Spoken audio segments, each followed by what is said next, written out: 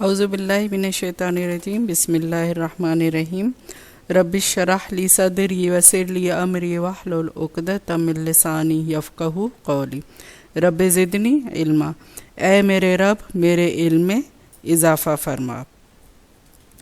آج کا جو ہمارا ٹاپک ہے وہ ہے ایمانیات۔ سورہ البقرہ۔ البقرہ جو ہے وہ گائے کو کہا جاتا ہے کیونکہ سورہ البقرہ میں جو ہے وہ گائے کا قصہ بیان ہوا ہے۔ رکوع کی تعداد 40، آیات کی تعداد 286، اور یہ مدنی سورہ ہے۔ مضامین سورہ کیا ہیں اس میں؟ ایمانیات۔ الف لام میم، یہ حروف جو ہے وہ حروف مقطعات کہلاتے ہیں۔ اس سے کیا مراد ہے؟ کٹے ہوئے حروف، اور یہ علیحدہ علیحدہ پڑھے جانے والے حروف ہیں۔ قرآن کریم کی یہ 29 سورتوں کے ابتدائی حروف مقطعات سے ہوتی ہے، اور ان حروف کی کل تعداد جو ہے وہ کتنی ہے؟ 14 ہے۔ مفسرین نے جو ہے انہوں نے کیا بیان کیا ہے کہ یہ حروف ان سورتوں کے یا تو نام ہیں، یا ان کا افتتاحیہ ہے، یا پھر یہ مشتبہات میں سے ہیں، کیونکہ مختلف مفسرین نے جو ہے ان کی مختلف جو ہے وہ تفصیل بتائی، لیکن اللہ تعالیٰ نے ہمیں ان کی میننگ، ان کے جو معنی ہیں وہ ہمیں نہیں بتائے۔ ذالک الکتاب لا ریب فیہ ھدی للمتقین، یہ اللہ کی کتاب ہے، اس میں کوئی شک نہیں، ہدایت ہے ان پرہیزگار لوگوں کے لیے۔ ذالک، یہ کون سی؟ جو لوح محفوظ میں ہے۔ لا ریب، یہ وہی پہلے جو ہم انٹروڈکشن آف قرآن میں نے آپ کو بتایا تھا کہ یہ وہ کتاب ہے جس میں کوئی شک نہیں ہے، اور یہ شک سے بالکل پاک ہے۔ فی ہی، اس میں، ہدن، ہدایت ہے، کس کے لیے؟ للمتقین، پرہیزگاروں کے لیے۔ الذین، یہ وہ لوگ ہیں، یؤمنون، جو ایمان لاتے ہیں، کس پہ؟ بالغیب۔ بالغیب میں کیا آتا ہے؟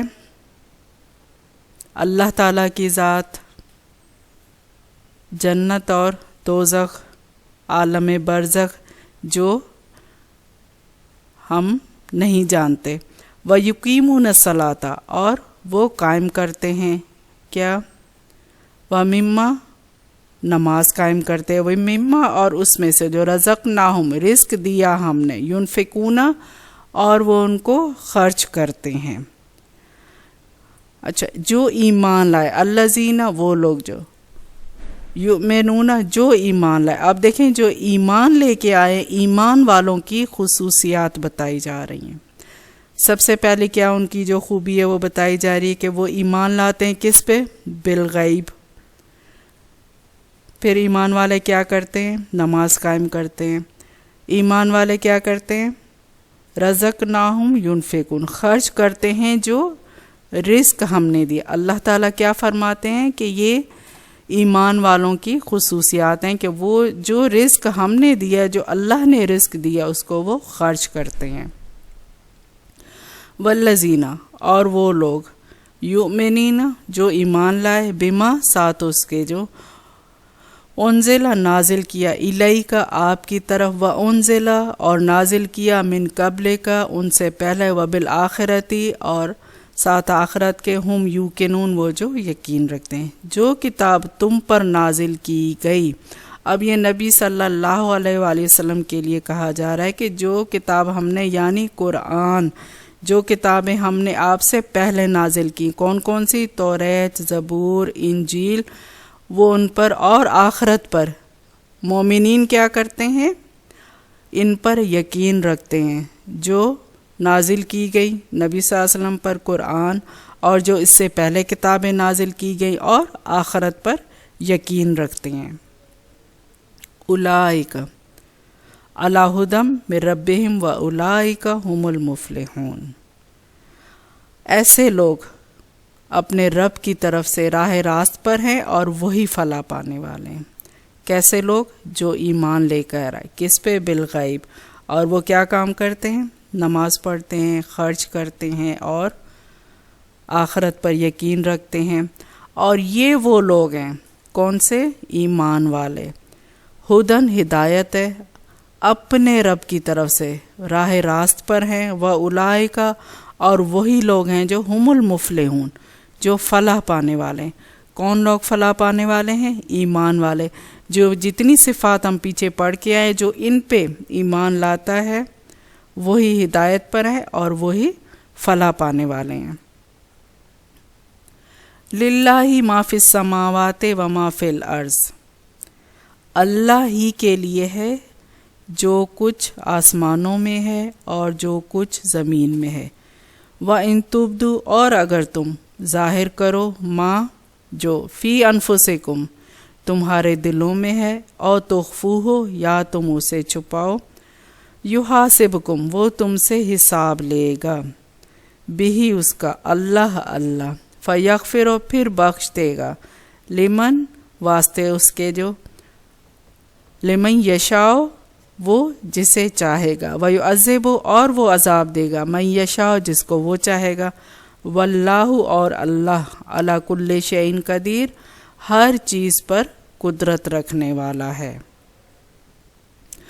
اچھا، اس آیت میں دیکھیں کیا بتایا گیا کہ اختیارات الہی کی وسعت۔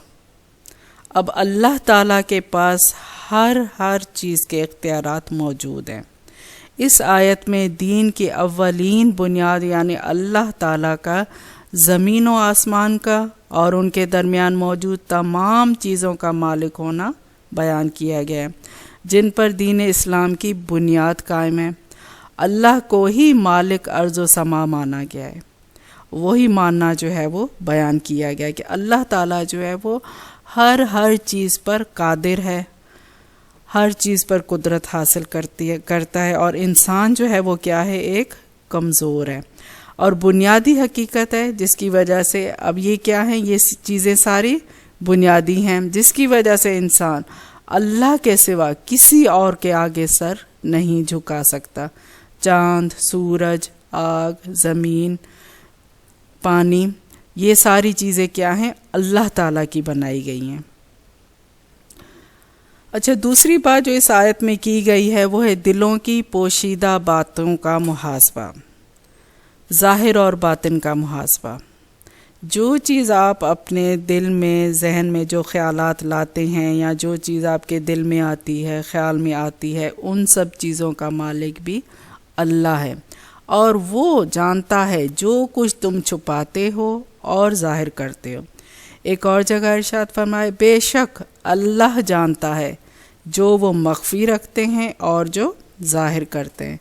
جب یہ آیات نازل ہوئیں تو صحابہ کرام نبی کریم صلی اللہ علیہ وآلہ وسلم کے پاس حاضر ہوئے اور عرض کیا، اگر اللہ نے چھوٹی چھوٹی باتوں کا ہم سے حساب لیا تو یہ ہماری طاقت برداشت سے باہر ہے۔ تو یہاں پہ جو ہے ہمیں کیا پتہ چلتا ہے؟ کیونکہ صحابہ جو ہے وہ سب سے زیادہ عبادت کرتے تھے، نماز پڑھتے تھے، اور ساری جو اللہ نے احکام نازل کیے تھے وہ جو ہے وہ سارے عمل کرتے تھے۔ تو لیکن جب یہ آیات نازل ہوئی تو صحابہ جو ہے وہ نبی صلی اللہ علیہ وسلم کے پاس حاضر ہوئے اور انہوں نے کہا کہ یہ جو ہے چھوٹی چھوٹی باتیں ہماری طاقت سے باہر ہیں۔ تو نبی صلی اللہ علیہ وسلم نے کیا فرمایا کہ جو تمہارے ذہن میں، دل میں جو خیالات آتے ہیں اور جاتے ہیں ان کی آپ پہ کوئی پکڑ نہیں ہے، حالانکہ جب تک آپ اس پر کوئی عمل نہ کریں۔ اس کی مثال کیسے لیں گے؟ فرض کریں آپ کے ذہن میں یہ چیز آئی ہے کہ کل میں نے اس کو جو ہے مارنا ہے، کل میں اس کو قتل کر دوں گا، لیکن کل آپ اس کو قتل نہیں کرتے، صرف ذہن میں خیال آیا اور گیا، تو وہ جو خیال آیا وہ ذہن میں وہ آپ کا معاف ہے۔ لیکن ہاں، اگر آپ نے اس پہ عمل پیرا ہوئے، جیسا ہی عمل کیا، وہ جو برائی آپ کے ذہن میں آئی وہ برائی آپ عمل میں لے آئے، آپ نے عمل کیا، اس کو قتل کر دیا، تو پھر آپ خطا کار ہے، پھر آپ کی اس پہ پکڑ ہے۔ اپنے دل کی بات کو ظاہر کرو یا پوشیدہ رکھو، اس تمام اخلاق رذیلہ میں حب دنیا، حسد، تکبر وغیرہ شامل ہیں۔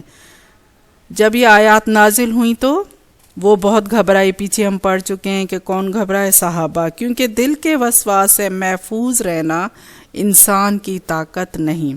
بارگاہ رسالت میں جب حاضر ہوئے تو انہوں نے کیا کہا کہ ہمیں نماز، روزہ، جہاد اور صدقے کا حکم دیا گیا تھا اور ہم ان پر عمل پیرا ہیں. اب آپ پر یہ آیات اتری اور ہم اس کی تعمیل سے قاصر ہیں. تو آپ صلی اللہ علیہ وسلم انہیں کیا فرمائے کہ یہ جو مومنین کے دل میں جو خیالات جو آتے ہیں وہ آپ پہ جو ہیں وہ معاف ہیں، ان کی پکڑ نہیں ہے جب تک آپ اس پر عمل نہ کریں. فلسفہ مغفرت و عذاب. اس آیت میں اللہ تعالیٰ کے اس اختیار کا بیان ہے کہ وہ جسے چاہتا ہے بخش دیتا ہے، جسے چاہتا ہے عذاب دیتا ہے. اس میں اللہ تعالیٰ کا ارشاد ہے وہ لوگ ہدایت کے بدلے گمراہی اور مغفرت کے بدلے عذاب خریدیں. عذاب دینے کی وجہ خود اللہ نے بیان فرمائی، یعنی اللہ کسی کو بلا وجہ عذاب نہیں دیتا، بلکہ وہ خود کیا کرتے ہیں؟ عذاب کی دعوت دیتے ہیں. اس کی مثال آپ کیسے سمجھیں گے؟ ایک ماں جو ہے وہ اپنی اولاد سے، بچے سے کتنا پیار کرتی ہے، اور اللہ تعالیٰ جو ہے وہ 70 گنا جو ہے ماں سے زیادہ حفاظت کرنے والا ہے، اور اس کو، بچے کو، ماں سے 70 ماؤں سے زیادہ اس کو پالنے والا ہے. تو یہاں پہ کیا بتایا کہ اللہ تعالیٰ جو ہے بلا وجہ کسی کو عذاب نہیں دیتا. تو وہی بچہ، اور اگر ماں اس کو کوئی سزا دیتی ہے تو وہ اپنی وجہ سے نہیں، بلکہ اگر وہ خود اس عذاب کا، اس سزا کا مستحق نہ ہو. تو یہاں پہ یہ چیز بتائی کہ اللہ تعالیٰ کسی کو عذاب بلا وجہ نہیں دیتا، بلکہ وہ خود کو عذاب کی دعوت دیتے ہیں. آمن رسولو. اب دیکھیں اس آیت میں کیا بتایا جا رہا ہے؟ ایمان لایا رسول، بما انزل، جو کچھ اتارا، الیہ، اس پر. کیا اتارا؟ آمن رسول، ایمان لایا. اب سب سے پہلے جو قرآن نازل ہوا تو کون ایمان لایا؟ رسول خود. سب سے پہلے جو ہے وہ رسول خود ایمان لے کے آئے جو اللہ تعالیٰ نے نازل کیا، الیہ، اس کی طرف، من رب ہی، اپنے رب کی طرف سے، والمؤمنون، اور مومن، کلو، سب کے سب، آمنا، ایمان لائے، کس پر؟ اللہ پر، باللہ، اللہ پر، و ملائکتہ، اور اس کے فرشتوں پر، و کتبہ، اور اس کی کتابوں پر، و رسلہ، اور اس کے رسولوں پر. سب سے پہلے ایمان لانے والے رسول خود ہیں، اس کے بعد پھر مومنین، اور جو ایمان لائے، کس پر ایمان لائے؟ اللہ پر، پھر ملائکہ پر، فرشتوں پر، اور اس کی کتابوں پر، ورسلہ، اور اس کے رسولوں پر. لا نفرق، نہیں ہم فرق کرتے، بین احد من، کس پر؟ کہ ہم جو ہے وہ ان میں فرق نہیں کرتے، رسلہ، اس کے رسولوں پر. وقالو، اور انہوں نے کہا. اچھا، ہم جو مومنین ہیں، جو مسلمان ہیں، وہ ہم کیا کرتے ہیں؟ جتنے بھی نبی آئے ہم سب پر ایمان لائے. لیکن یہود جو تھے وہ عیسیٰ علیہ السلام کو نہیں مانتے تھے، لیکن مسلمان جو ہے وہ سب رسولوں کو مانتے ہیں. وقالو، اور انہوں نے کہا. سمینا، کس نے کہا تھا؟ وقالو، اور انہوں نے کہا. سمینا، ہم نے سنا، واتانا، اور ہم نے اطاعت کی. غفرانہ کا، مانگتے ہیں ہم تیری بخشش. تو انہوں نے کیا کہا کہ ہم نے سنا اور ہم نے اطاعت کی، غفرانہ کا، اور ہم مانگتے ہیں کیا؟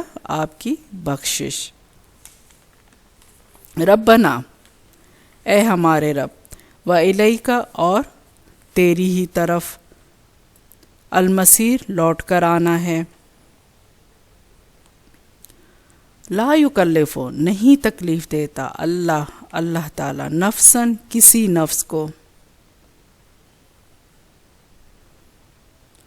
لہا، اس کے لیے، مکتسبت، جو اس نے کمایا، و علیہا، اور اس پر جو، مکتسبت، جو اس نے کمایا.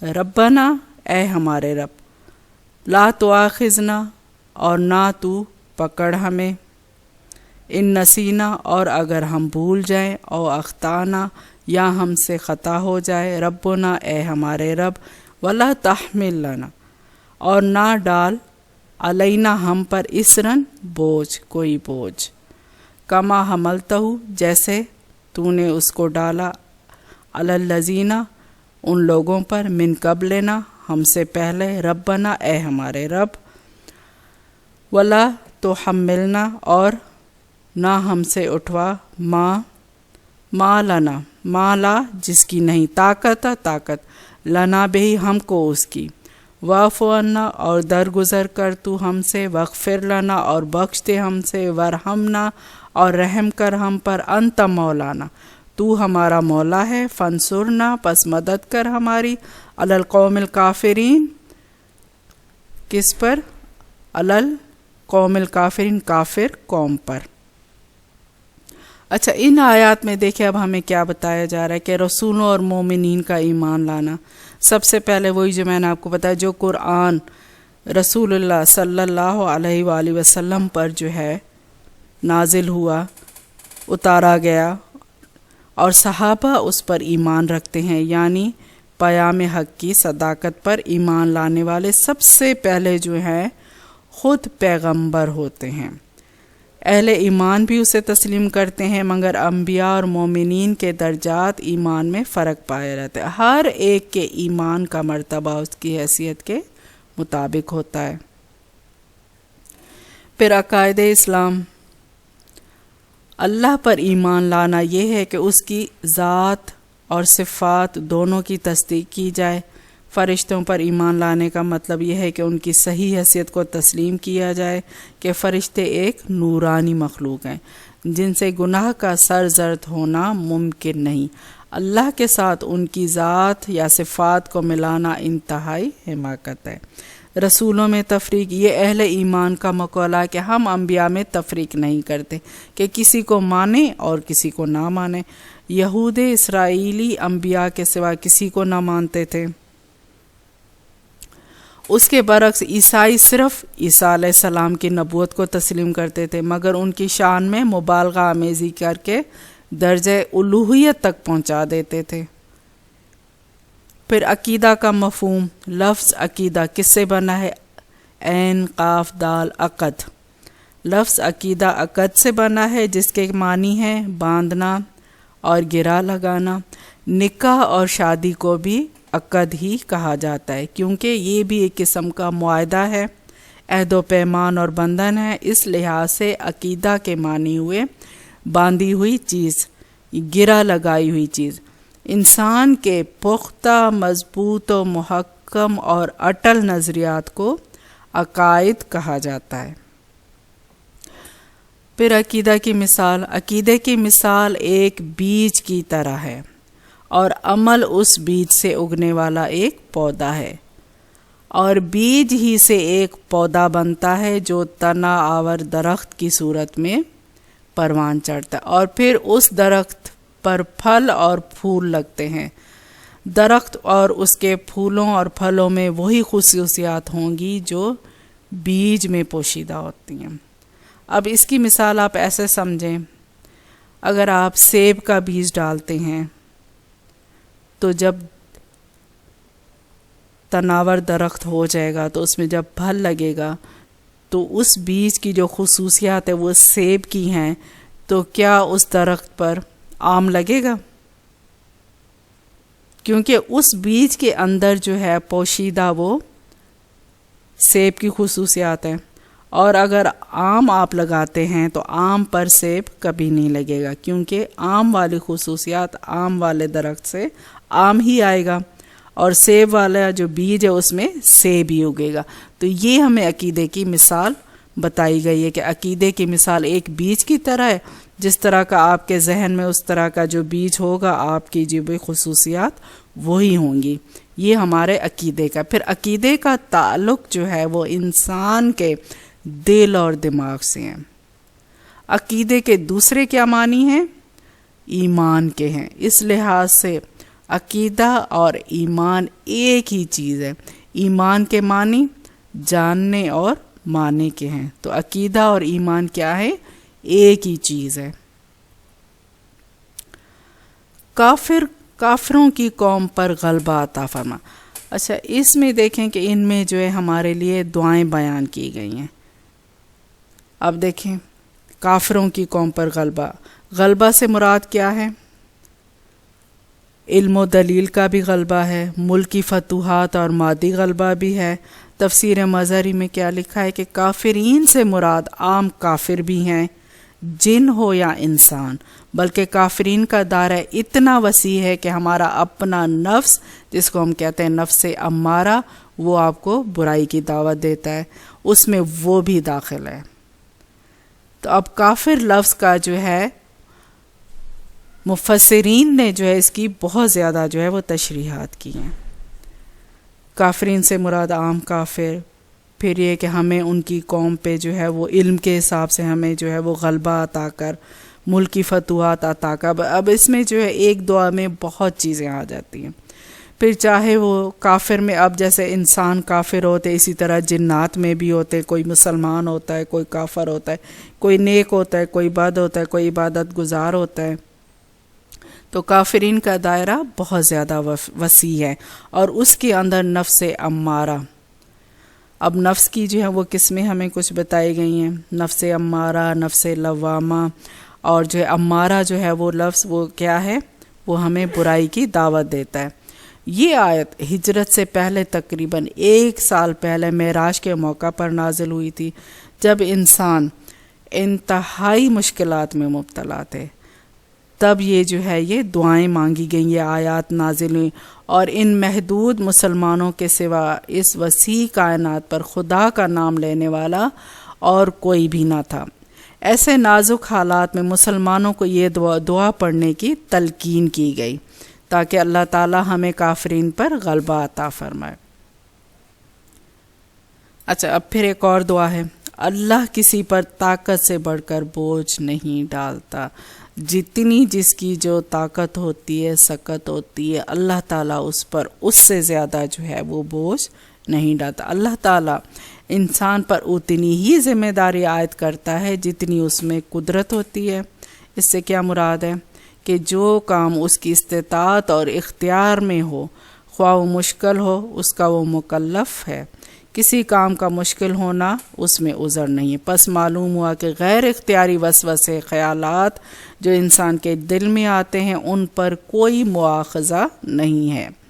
حضرت ابو ہریرہ سے روایت کہ جب آیت کریمہ ان تبدو ما فی انفسکم نازل ہوئی تو صحابہ نے دربار نبوی میں حاضر ہوئے اور اپنی پریشانی کا اظہار کیا۔ اب دیکھیں یہ آیت اس میں بھی ہے، لا یکلف اللہ، کہ اسے وہ سابقہ حکم منسوخ ہے۔ حضرت ابو ہریرہ سے یہ حدیث مروی ہے، آپ صلی اللہ علیہ وسلم نے فرمایا، اللہ تعالیٰ نے میری امت کے قلبی وسواس کو معاف فرما دیا جب تک اس پر عمل نہ کیا جائے، یا جب تک زبان سے اس کی تصدیق نہ کی جائے۔ اب اس کی مثال پہلے میں نے سمجھائی آپ کو۔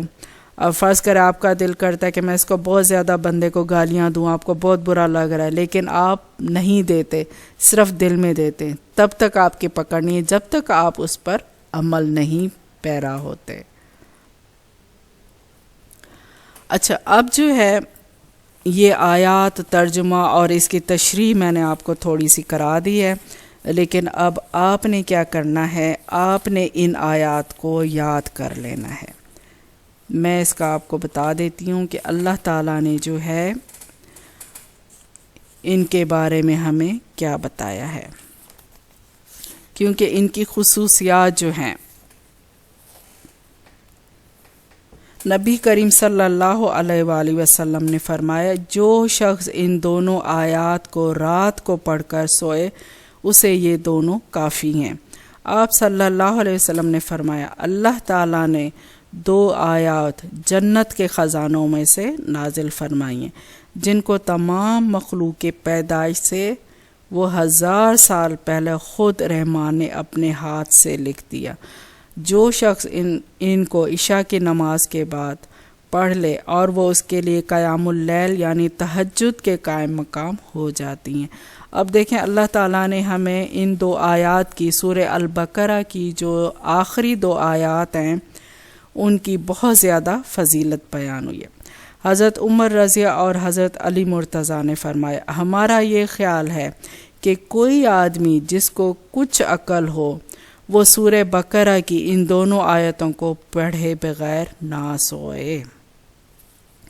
اب دیکھیں اللہ تعالیٰ نے ہمیں کیا بتایا کہ یہ جو آیت ہے، کیونکہ اس میں جو ہے ہمارے لیے دعائیں ہیں۔ کون کون سی دعائیں تھیں اس میں؟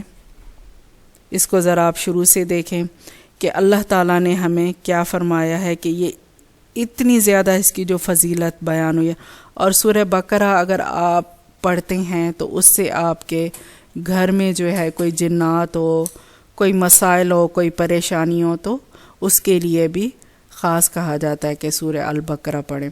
اور اس کے علاوہ جو ہے جو نزع وقت جس کا جو آخری وقت ہوتا ہے اس میں بھی ہمیں کیا بتایا جاتا ہے کہ البقرہ جو ہے وہ پڑھیں تاکہ اس کے آگے آسانی ہو جائے، اور اس کو پڑھیں تاکہ وہ سنیں۔ اور اس کے علاوہ جب وہ قریب ہو اس کے کہ اس کی موت واقع ہو رہی ہے تو اس کے سامنے جو ہے آپ نے اس کو، ہمیں اس چیز سے منع کیا گیا کہ اس کے سامنے آپ نے خود کلمہ پڑھنا، لیکن اس شخص کو اس ٹائم پہ آپ نے یہ نہیں کہنا کہ کلمہ پڑھیں کلمہ پڑھیں کلمہ۔ اکثر لوگوں کو آپ نے دیکھا ہوگا کہ جو بندہ فوت ہو رہا تھا اس کو کہتے کلمہ پڑھیں گا، کیونکہ آلریڈی وہ اتنی سختی میں اتنی تکلیف میں ہوتا ہے، تو اس کے لیے ہمیں یہ بتایا گیا کہ آپ نے خود کلمہ پڑھنا ہے۔ آپ جیسے ہی کلمہ پڑھیں گے وہ سن کے وہ خود اس کو کلمہ اس کے زبان پہ جاری ہو جائے گا، لیکن آپ نے اس کو اس ٹائم پہ فورس نہیں کرنا کہ آپ یہ پڑھیں پڑھیں پڑھیں۔ جیسے ہی آپ پڑھتے جائیں گے پڑھتے جائیں گے پڑھتے جائیں گے تو وہ اس کے الفاظ خود بخود وہ انسان ادا کرے گا۔ اچھا، اس میں دیکھیں اب کیسی کیسی دعائیں مانگی گئی ہیں۔ اچھا، اسرائیل جو ہیں وہ کیا کہتے تھے؟ اسرائیل سمینا و عصینا، اس کا کیا مطلب ہے؟ ہم نے سنا اور ہم نے نافرمانی کی۔ اور ہم لوگ کیا کہتے ہیں؟ ہمیں کیا کہنا ہے؟ سمینا و اطعنا، ہم نے سنا اور ہم نے مان لیا۔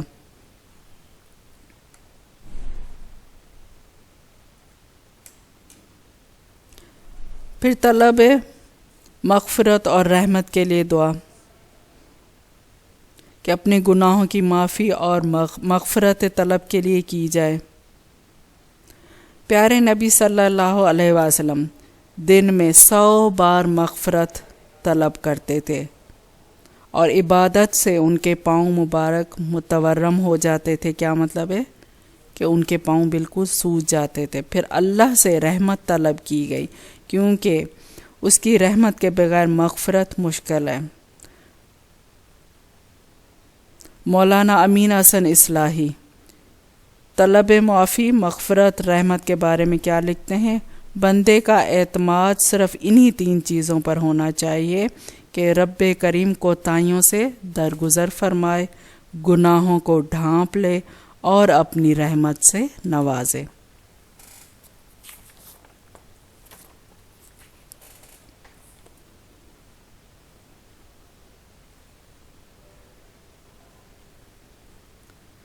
اس آیت میں جو ہے ہمیں دعائیں سکھائی گئی ہیں۔ پہلی یہ کہ بھول چوک اگر ہم سے کوئی ہو جائے تو معافی مانگ لیں، یعنی مومن دعا کرتا ہے کہ اگر مجھ سے کوئی بھول چوک ہو گئی ہے تو اس کی معافی دی جائے، کیونکہ یہ انسانوں سے بھول چوک ہوتی رہتی ہے، اگر ان کا حساب لیا جائے تو بخشش مشکل ہو جائے گی۔ پھر یہ کہ ہماری طاقت سے زیادہ ہم پر بوجھ نہ ڈال، کیونکہ زیادہ بوجھ انسان کو توڑ دیتا ہے۔ مثلا بنی اسرائیل پر چربی اور مال غنیمت حرام تھا، اور مسجد کے علاوہ وہ کہیں ان کی نماز نہیں ہوتی تھی۔ اچھا، یہ جو آپ کا لیکچر ہے ایمانیات، یہ آپ کی اسلامیات لازمی جو ہے بک ہے اس میں موجود ہے، یہ آپ لکھ لیں۔ اسلامیات لازمی BA BSc B کا پروفیسر ڈاکٹر محمد خلیل۔ ایک دفعہ دوبارہ میں آپ کو لکھوا دیتی ہوں۔ اسلامیات لازمی BA BSc BCom professor doctor Muhammad Khalil, اور یہ پنجاب یونیورسٹی کے جدید نصاب کے مطابق ہے، پنجاب یونیورسٹی کا ہے۔ اسلامیات لازمی اور BA BSc BCom professor doctor Muhammad Khalil.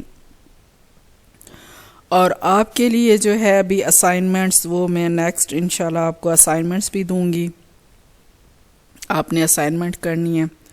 اور یہ 3-4 لیکچر بعد انشاءاللہ ابھی ہمارا مڈ ٹرم شروع ہو جائے گا۔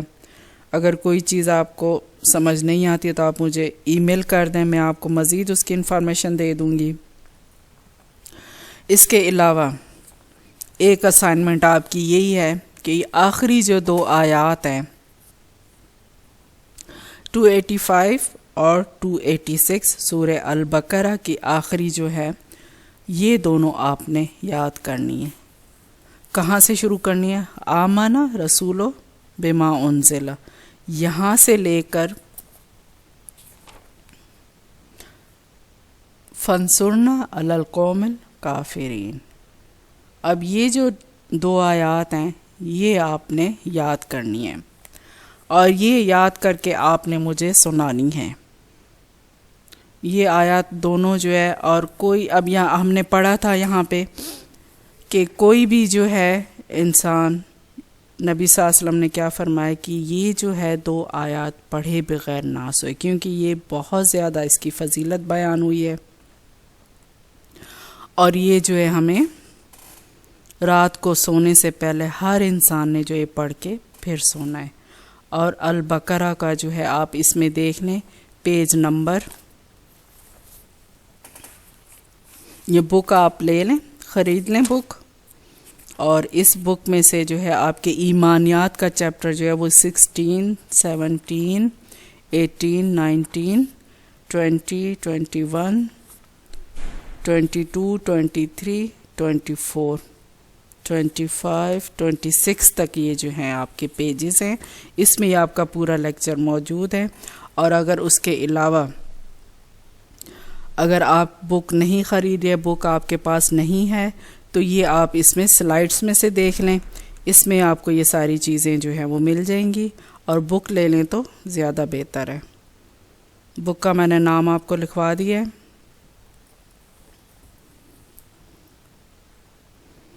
انٹروڈکشن آف قرآن جو ہے وہ آپ کا بک میں موجود نہیں ہے۔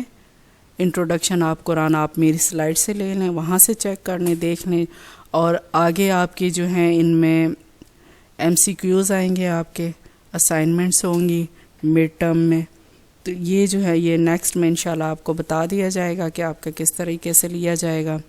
اور اس میں سے جو آپ نے MCQs کرنی ہیں وہ اس میں سے آپ دیکھ لیں جتنے لیکچرز ہمارے ہو چکے ہیں، اور آپ کا جو ہے اس میں یہ آپ نے دونوں جو ہے وہ یاد کرنی ہے، اور یہ میں نے آپ کو اسائنمنٹ ایک دے دی کہ اس کو آپ نے یاد کرنا ہے، اور پھر نیکسٹ میں انشاءاللہ جو ہے میں آپ سے سن لوں گی۔